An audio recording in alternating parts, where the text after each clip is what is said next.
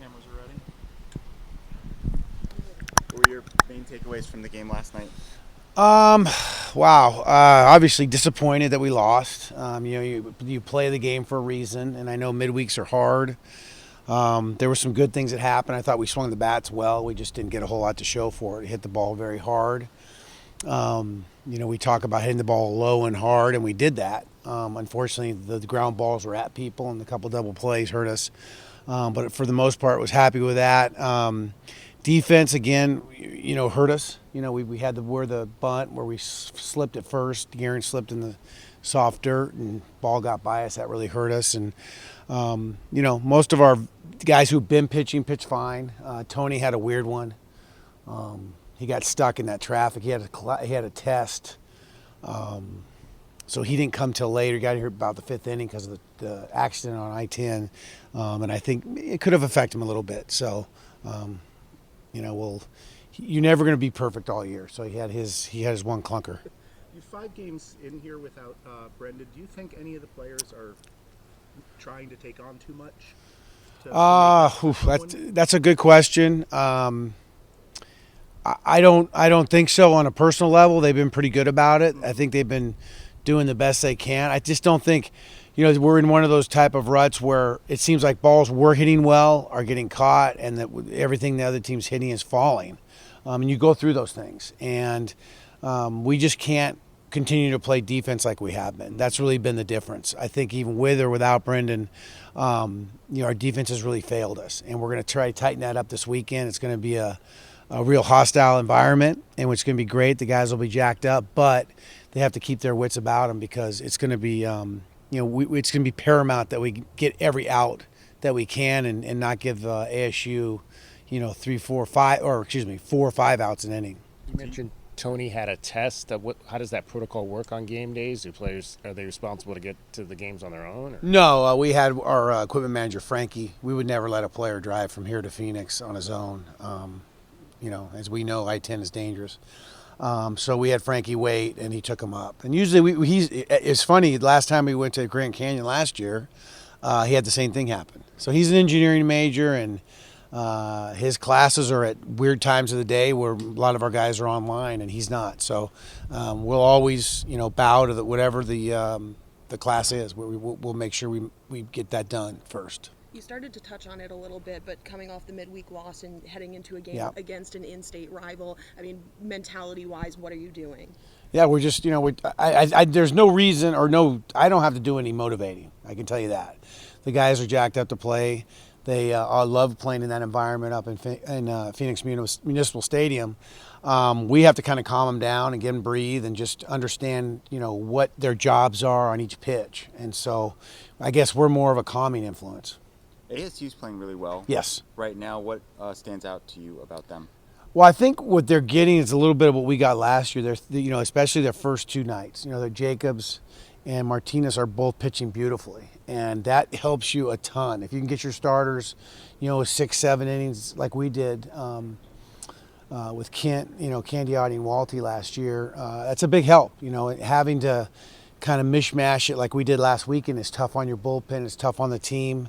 So I think that's helped them a lot, and they're getting good. They have a good lineup. We knew that going in. We didn't know their pitching was going to be this good, but they have very good hitters, and they're veteran, and that wins in college baseball. There's a next generation Hairston on that roster. Are you familiar with Jerry and Scott? Did you play with them at all during your time, or what's your background with the Hairstons? Yeah, I coached Scott. I managed him in rookie ball, and I managed him in AAA. Landon was actually born when I was managing him. So when we started the recruiting process, I thought we had a leg up, but he really never even took a visit here. He has been in love with Arizona State his whole life, according to Scott. And so he's happy and he's doing well. And obviously I'm happy for him personally. Hopefully we can hold him down a little bit. That was that 06 title team, Tucson Sidewinders. Yeah, 100%, yes.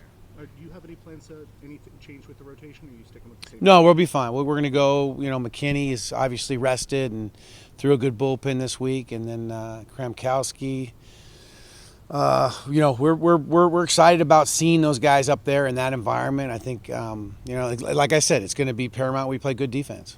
Have you evaluated Kremkowski? He doesn't walk a lot of guys, but he's given up a lot of hits. Yeah, he has, and I think that we've seen that whether it's Globe Life or when he's pitching 6 innings. As long as he's pitching in his margins, he's really good. So we just need to get him out of the middle of the plate. Could you talk a little bit about Matisse and how he landed here from France and just kind of the dynamics he's bringing to this team? Yeah, I think number one, we committed him as a big time shortstop. He's learning how to play third base on the fly. He's a great athlete. Trip Couch, our recruiting coordinator, found him at Cochise. They seem to have a connection. There's another couple French guys over there right now that are really good. So, just a wonderful kid, soft-spoken. He's just done everything we've asked, and was really happy to see him last night get the 2 hits. That was a big help for him, and obviously his defense is very, very good at third base, and it's part of the reason why he's out there, and if he can hit, it would really help us. Have you had a lot of international players in the past? Well, what is that like? Yeah, I mean, in professional baseball, obviously I've had a ton. So none from Europe, though. I've never had a French player, so it's been pretty cool. Actually, his dad and his grandfather were there last night, so it was really neat to see them. I met his dad before, and then to see his grandfather looks just like him, so it's funny. You moved Guerin up to the number 1 spot in the lineup, I think, Sunday, and did it again this last. Do you like how that kind of sets things up a little bit? I do. He's patient. He'll see pitches. The both lead off, he walked, which is a good thing getting on base. And I think it helps Aaron, down the 2 hole. Sometimes it's weird if you look at guys' numbers over their careers. Certain guys that hit in certain spots, they hit in the 2 and the 4 hole, but they don't hit in the 1 and the 3 hole. It's mind-boggling, but it happens. I know that Mason's hitting streak ended last night, but he's been on a really good roll since that last ASU game. What adjustments have you seen from him? What do you like about the way he's approaching things? Yeah, he's using the whole field. That's the one. Like last night, I think he got in trouble a little bit. He pulled 2 or 3 foul home runs again, and that gets him in that pull mode and it gets him in trouble. But when he uses that side of the field and stays low, like we talked about, with low line drives, and that left center gap is huge for him. So he's really kind of stepped up in the absence of Brendan as a leader on the field, and been a lot more vocal, so it's been nice to see. Do you think Bryfogel's going to be able to play this weekend? I do. I think maybe Friday's a push, but maybe he's a off the bench guy, and hopefully Saturday or Sunday maybe get a start. So yeah, he'll be on the roster. Isaiah Jackson's a local kid, Siena Go. What type of scouting reports have you guys had on him? Well, I mean, obviously we've seen him for 3 years now. He's a tremendous athlete. He's a game changer on defense. Number one. He goes from gap to gap and steals balls, goes over the fence and gets them. So that's irritating if you're on the other team.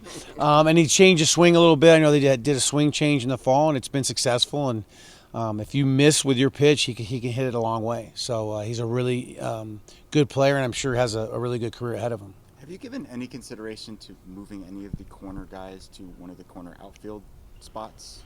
Yes, we have. Yeah, we have, and we've put them out there, and especially in our ballpark, it's tough. We have so much. You put somebody out there that, doesn't cut off a ground ball. It's a triple. It's just a tough place, especially in the wind. So much wind we've had. ASU is there's some thought to do it, but let's face it, Gunnar Giles kind of taken that right field job with Brendan gone and done a really super job, especially defensively. He's had some really good at bats.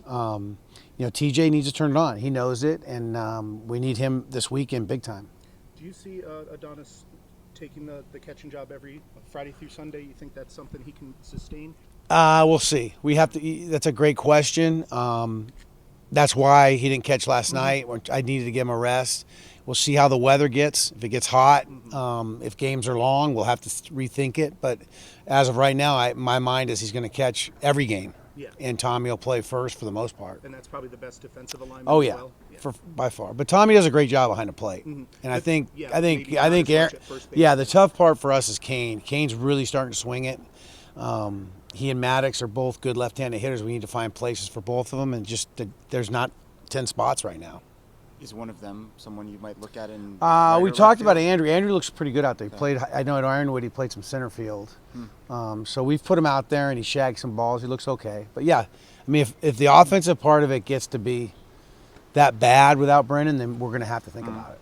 You guys are on ESPN2 on Sunday. What does that kind of do for the program or Big 12 baseball? Or I think it's huge. I think it's great. I think everybody can see us. It's obviously a rivalry game. It's going to be fun, but we'd like to be on there more. I think college baseball is a really fun sport to watch. I love to watch it on TV, and hopefully we put a good product out there for the public. Have you gotten any feedback from players' families or recruits now that you're on ESPN Plus all the time, and maybe the games are just a little bit more accessible? Have not heard. I think it's been better. I think our broadcasts have been better. We've done a way better job, and it will only get better next year. We'll step up the production of it and everything, so it's going to be cool. But yeah, I think it's been a huge help for us. We haven't heard a whole lot. I think our kids are just locked in and playing right now in their high school seasons.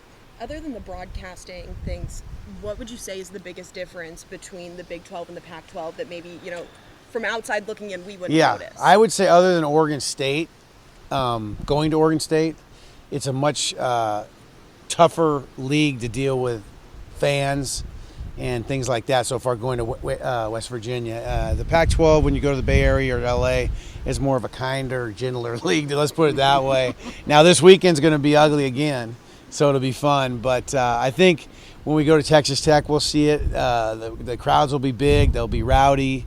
We'll learn a lot about guys' Instagram and all their social media. We'll learn about their girlfriends and their moms, which we did at West Virginia. So it's a trip. Thank you, Coach. Thanks, guys. Thank you. Okay. We'll be back with Mason White.